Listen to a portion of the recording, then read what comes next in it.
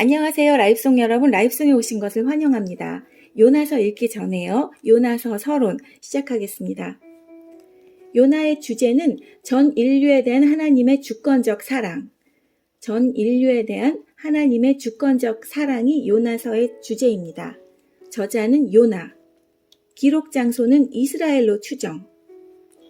기록 연대는 BC 785년에서 760년경. 대상은 이스라엘 백성입니다. 요나서는 크게 두 부분으로 나뉘어서 진행이 되는데요. 전반부는 이방 선교에 대한 강권적 명령, 후반부는 이방의 회개와 하나님의 주도적 사랑입니다. 1장 1절부터는 선교 명령의 거부, 2장 1절부터는 강권적 회개, 이 부분이 전반부, 이방 선교에 대한 강권적 명령에 해당하는 말씀이고요.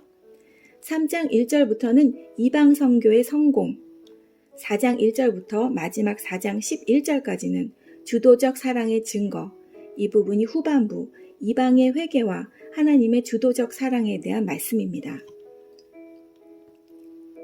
요나서의 배경은 다시스 도상의 바다 위와 아래, BC 771년에서 754년경, 이 부분이 전반부 이방 선교에 대한 강권적 명령에 해당하는 시대적 배경이고요. 시대적 장소적 배경이고요. 아수르의 수도 니느웨이 BC 771년에서 754년경, 이 부분이 후반부 이방의 회개와 하나님의 주도적 사랑에 대한 시대적 장소적 배경입니다. 요나 이해. 본서는 766년경 북왕국 이스라엘 출신의 선지자 요나가 기록한 전 인류에 대한 하나님의 주권 선포와 선민 이스라엘의 이방 세계에 대한 선지자적이며 제사장적인 사역을 강조한 예언서이다. 본서의 무대인 당시 니느웨이는 훗날 아수르 제국의 수도가 될 만큼 번영하고 인구도 많은 성읍이었다. 또한 종교적, 도덕적으로 타락한 악의 소굴이었다. 그렇지만 수년간 계속된 전염병과 정치적 불안정으로 인하여 니느웨이는 위기를 맞이하게 되었고, 바로 이때 하나님은 요나에게 그곳에 있는 사람들에게 회개하라는 말씀을 전파하라고 명령하셨다. 그러나 요나는 이스라엘만이 구원받을 수 있다는 편협한 선민의식과 니느웨이 사람에 대한 두려움으로 하나님의 뜻을 거부했다. 따라서 요나는 이스라엘을 떠나면 하나님과의 관계도 단절되고 자신이 받은 사명도 무효가 될 줄로 생각하고 니느웨이와 정반대 쪽인 다시스로 가는 배를 타고 도망하였다. 그러나 하나님께서는 풍랑을 일으키셔서 요나가 검푸른 바다에 던져지도록 하셨다. 요나는 3일 동안 큰 물고기 뱃속에서 하나님께서 이스라엘에만 계신 것이 아니라는 사실과 하나님의 뜻을 인간이 결코 거역할 수 없다는 사실을 깨닫고 회개의 기도를 드렸다.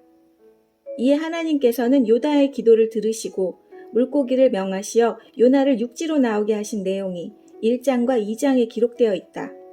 그 후 요나는 하나님 말씀에 순종하여 니느웨이로 가서 하나님의 말씀을 선포하였고 니느웨이의 모든 사람들이 회개의 금식을 하는 놀라운 역사가 일어났다. 이를 보신 하느님은 그들에게 내리라고 하신 재앙을 철회하셨으나 이에 대해 또다시 불평을 터뜨린 요나는 성 밖 동편 언덕 위에서 니느웨이 성에 재앙이 내리기를 고대하고 앉아 있었다. 요나는 하나님의 강권에 못 이겨 니느웨 성으로 가서 하나님의 말씀을 전파하였지만 니느웨 주민들이 회개하여 구원에 이르기를 원치 않았던 것이다. 그러자 하나님께서는 박넝쿨 비유로서 이방인들에 대한 하나님의 사랑을 자상하게 깨우쳐 주심으로 본서는 끝나게 된다. 특히 요나가 물고기 속에서 3일간 체류한 것은 인류의 구속을 성취하시기 위해 성육하신 예수 그리스도의 죽으심과 부활 사건을 예시하는 중요한 구속사적 예표이다. 중심 주제, 하나님의 주권. 요나는 하나님의 명령을 저버리고 도망하려 했지만 하나님께서는 바다를 다스리시고 물고기를 예비하심으로써 당신의 절대적 주권과 섭리를 보이셨다. 선교의 의무. 하나님은 요나에게 선교의 사명을 주셨지만 요나는 자신의 국수주의적 신앙으로 이를 거역했다. 요나는 하나님이 이스라엘뿐만 아니라 모든 민족까지 다 사랑하심을 알지 못했다. 하나님은 이스라엘이 선교의 의무가 있음을 요나를 통해 보여주셨다. 하나님의 자비하심. 회개한 자들에 대한 사랑과 용서라는 하나님의 말씀은 이스라엘만을 위한 것이 아니었다. 하나님은 이 세상의 모든 생명 있는 것들을 사랑하신다. 그래서 요절 말씀 함께 보시겠습니다. 하물며 옳고 그름을 가를 줄 모르는 사람이 12만 명도 넘게 살고 있으며 짐승들도 수없이 많은 저 큰 성 니느웨이를 내가 아끼지 않을 수 있겠느냐. 다시 한번 읽어보겠습니다. 하물며 옳고 그름을 가릴 줄 모르는 사람이 12만 명도 넘게 살고 있으며 짐승들도 수없이 많은 저 큰 성 니느웨이를 내가 아끼지 않을 수 있겠느냐. 요나서 4장 11절 말씀, 요나서 요절 말씀입니다. 여기까지가 요나 서론입니다. 자, 그러면 요나 함께 읽으러 가보시겠습니다.